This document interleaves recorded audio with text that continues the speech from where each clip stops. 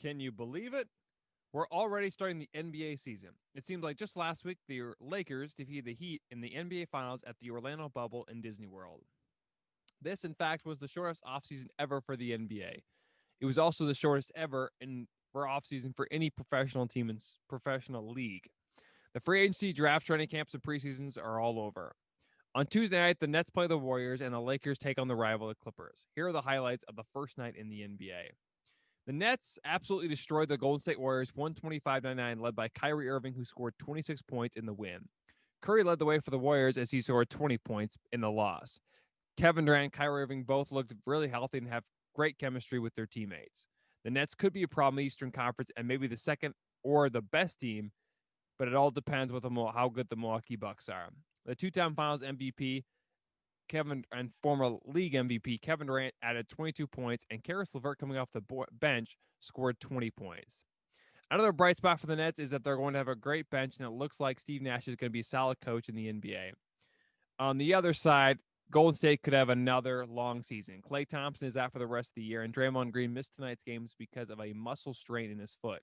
Kelly Oubre had some nice highlights and added 6 points, but he was 0 for 6 from beyond the three-point line. Golden State is in danger of not making the playoffs for the second straight season after just night number one. The Clippers took on the Lakers in a night where the 17-time NBA champs were getting their rings. The Clippers were ready to battle. The Lakers never had the lead, and the Clippers at one point had a 22-point lead in the second quarter. Paul George was on fire, especially in the third quarter. PG-13 scored 33 points and 6 rebounds and was 5 for 8 from beyond the three-point line. Kawhi Leonard also had 26 points, but he did shoot 10 of 26.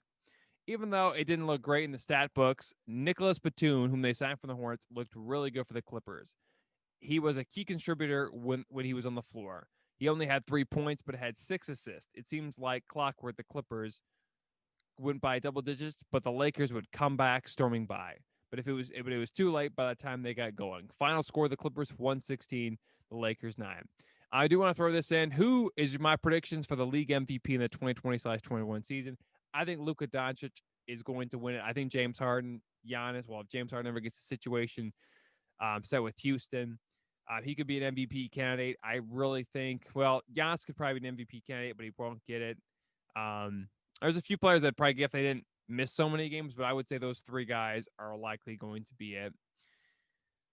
And then do the Lakers have a chance of winning back-to-back titles? I would say yes, but the way they looked tonight wasn't impressive. Yeah, you could say, oh, well, Reggie Miller pointed this out yesterday, or pointed out to the game, saying that they saw the same exact thing last year where the Clippers dominated the Lakers.